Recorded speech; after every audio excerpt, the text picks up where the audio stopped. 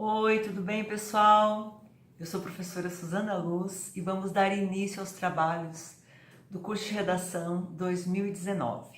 O tema número 1 da apostila do curso de redação, ele vem tratar da ciência como ferramenta para o desenvolvimento nacional.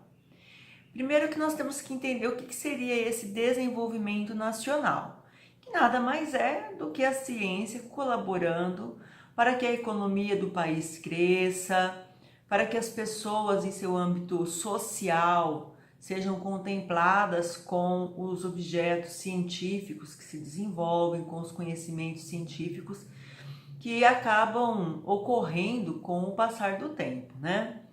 Interessante porque eu ganhei de uma aluna um presente muito legal, que é um livro sobre Leonardo da Vinci, e eu ainda estou no início da leitura, mas tudo que se mostra a respeito dele é que era uma pessoa com grande curiosidade, uma pessoa que tinha sede de saber. Mas não apenas um saber que ficasse ali resguardado a uma estante, a um laboratório. Um saber que fosse útil.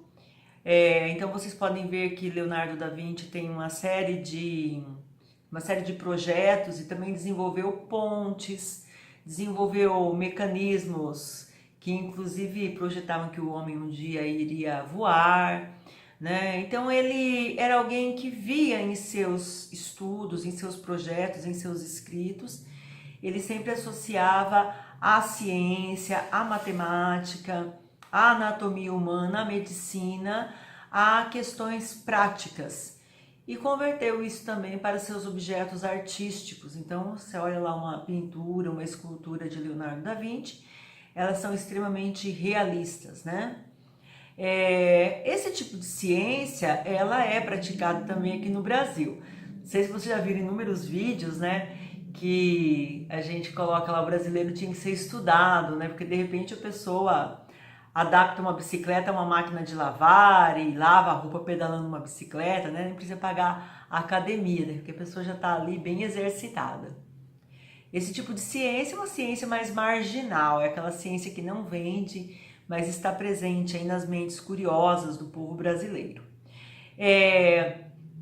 Isso faz refletir um pouquinho sobre aquilo que está em nosso texto de apoio, que é uma fala de Albert Einstein, que ele diz o seguinte: um cientista, que também é um ser humano, não pode descansar enquanto o conhecimento que pode reduzir o sofrimento repousa em um instante. Essa fala dele, associada àquilo que eu já falei, faz a gente refletir um pouquinho sobre uma desconfiança que boa parte da população tem. Qual que é essa desconfiança? De que há muitos conhecimentos que nós imaginamos que já existam, como cura do câncer, cura da AIDS, cura da gripe, mas que estão ali, sabe, repousando, como o Albert Sabin falou aqui, sobre uma estante ou guardada no cofre de determinadas empresas que lucram, que vendem lucram com o tratamento dessas doenças e perderiam muito dinheiro se houvesse um tratamento para a cura total dessas doenças, certo? Essa fala de Sabin é uma fala que remete então ao próprio Brasil. Em que termos a ciência hoje no Brasil acontece? Em termos precários. Um fator que vocês podem apontar aí na redação seria a questão da precariedade das próprias universidades públicas, né? Em termos de pesquisa. Então, com o corte de verbas aí arquitetado no ano passado pelo governo federal, ano passado e ano retrasado pelo governo federal, nós sabemos que muitas linhas de pesquisa no Brasil foram fechadas, inclusive relacionadas a essas doenças que eu já mencionei e também a doenças tropicais. Vocês vão estudar sobre isso para fazer essa redação, obviamente. Lá no nosso site susanaluz.com.br, vou deixar alguns links interessantes para a pesquisa de vocês, tá bem? Gostaria que vocês entendessem que quando um pesquisador aqui no Brasil não tem verbas, quando um pesquisador tem que fazer cotinha, vender pizza para poder comprar os elementos necessários para o desenvolvimento da sua pesquisa, nós vamos recair naquilo que você já conhece, que é chamado de fuga de cérebros.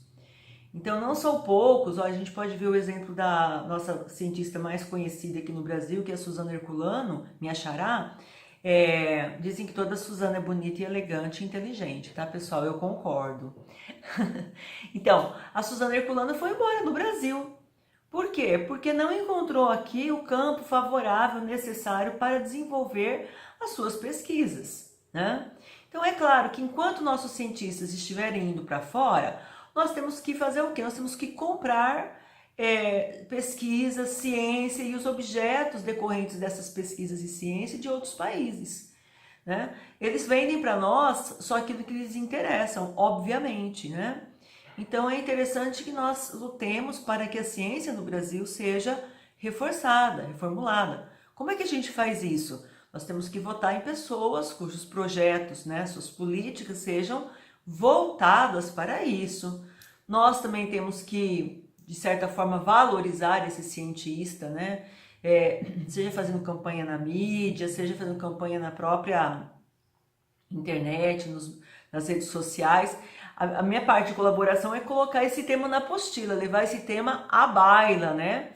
Nossa grande esperança é que agora o ministro Marcos Pontes possa dar um incremento para o Brasil nesse sentido. Então, se vocês forem colocar aí um agente na proposta interventiva de vocês, aliás, vocês têm que colocar um agente, né? Mas colocando um agente na proposta interventiva de vocês, vocês vão colocar ele, o ministro Marcos Pontes, né? Como alguém que pode, ele tem o poder, né, de mudar esse cenário aqui no Brasil. Eu falei das universidades públicas e deixei de falar das universidades privadas. O texto de apoio que vocês têm aí na proposta de redação, ele vai tratar desse aspecto exatamente. Ele fala aqui que as instituições privadas, elas praticamente reproduzem aquilo que as públicas desenvolvem. Agora, se como o próprio texto aponta, as públicas estão desenvolvendo muito pouco devido ao corte de gastos, imagine então em qual patamar se encontra o Brasil, tá bem? Bom, eu espero que vocês gostem de desenvolver esse tema. O meu vídeo aqui é um vídeo motivador para que vocês percebam algumas coisas sobre as quais vocês possam falar, mas é claro que quem vai dar a devida profundidade no tema são vocês, tá bem? Uma boa sorte nesse tema e eu me coloco sempre à disposição para tirar dúvidas, pode ser aqui no YouTube mesmo, pode ser pelo site, pode ser pelo Facebook. Um grande abraço!